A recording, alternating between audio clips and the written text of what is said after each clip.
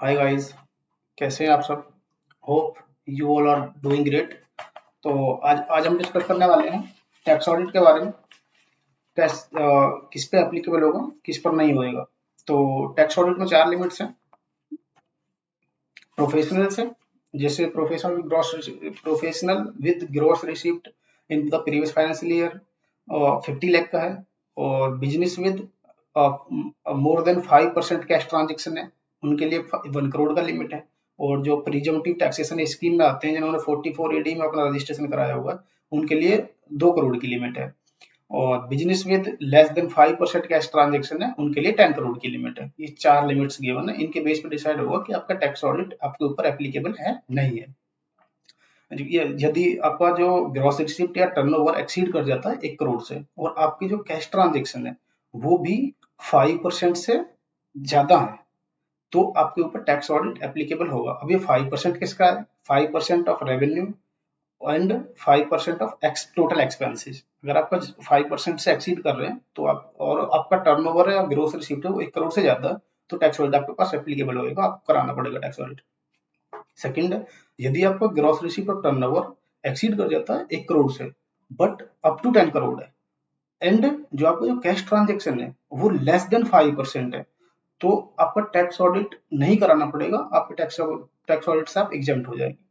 और ये थर्ड, अब यदि आपका जो ग्रॉस रिसीप्ट टर्नओवर है 10 करोड़ को एक्सीड कर जाता है, तो फिर कैश ट्रांजेक्शन आपका चाहे 2% हो, 5% हो, 10% हो, वो इमेटेरियल है, आपका टैक्स ऑडिट आपको कराना मैंडेटरी है। अब नेक्स्ट है प्रोफेशनल्स के लिए, देखते हैं। अगर प्रोफेशनल्स का ग्रॉस रिसीप्ट और ग्रॉस रिसीप्ट 50 लाख को एक्सीड कर जाता है, तो उनको टैक्स ऑडिट कराना मैंडेटरी है। और सेकंड केस है, अगर 50 लाख से उनका ग्रॉस रिसीप्ट कम भी है, लेकिन वो जो अपना प्रॉफिट क्लेम कर रहे हैं, कि प्रोफेशनल 44A में आपको 50% प्रॉफिट के लिए 50% मिनिमम आपको कम प्रॉफिट क्लेम करना होता है। अगर आप उससे कम प्रॉफिट क्लेम कर रहे हैं, तो आपको टैक्स ऑडिट कराना मैंडेटरी है। आगे चलते हैं, ऑब्जेक्टिव ऑफ टैक्स ऑडिट क्या है, कराना क्यों है टैक्स ऑडिट, उससे फायदे क्या होंगे टैक्स ऑडिट के। उसका जो सबसे मेजर फायदा है ना, वो होता है टैक्स अथॉरिटीज को। उनको ये, जब सीए सर्टिफाई करके देता है फॉर्म 3CB या 3CA में, तो उनको ये थोड़ा अश्योर हो जाता है कि टैक्स लॉज हैं जो वो प्रॉपर फॉलो हो रहे हैं, अकाउंट्स जो मेंटेन कर रही है टैक्स पेयर, वो प्रॉपर फॉलो हो रहे हैं जो टैक्स लॉज होते हैं। और दूसरा कि जो उनकी सेल्स है, परचेज है, वो प्रॉपरली रिकॉर्ड हो रही है, और उनका कोई इनकरेक्ट कोई एरर नहीं है।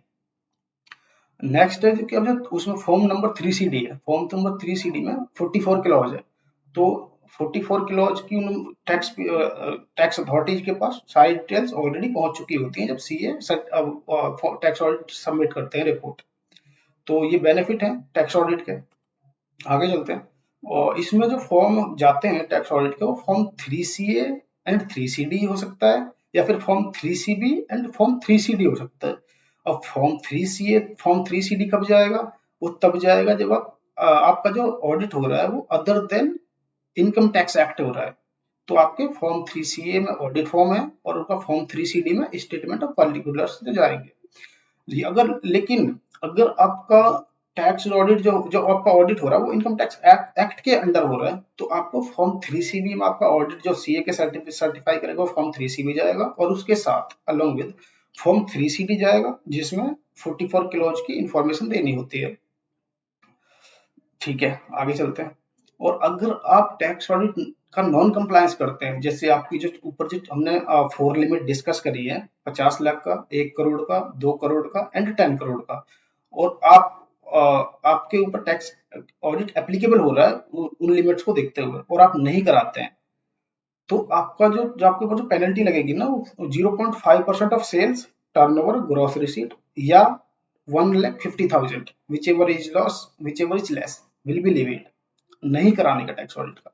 आगे चलते हैं, changes in the tax audit limit applicable from financial year 2023-24। जो नेक्स्ट फाइनेंशियल ईयर से होगा, तो उसमें क्या कर रहे हैं गवर्नमेंट, जो सेक्शन 44AD में है, जिनका बिजनेस है और वो जिनको लिमिट 2 करोड़ का मिला हुआ है, तो उस लिमिट को बढ़ाकर सरकार 3 करोड़ कर देगा। लेकिन कंडीशन ये है कि आपके जो कैश ट्रांजेक्शन है वो लेस देन 5% होने चाहिए।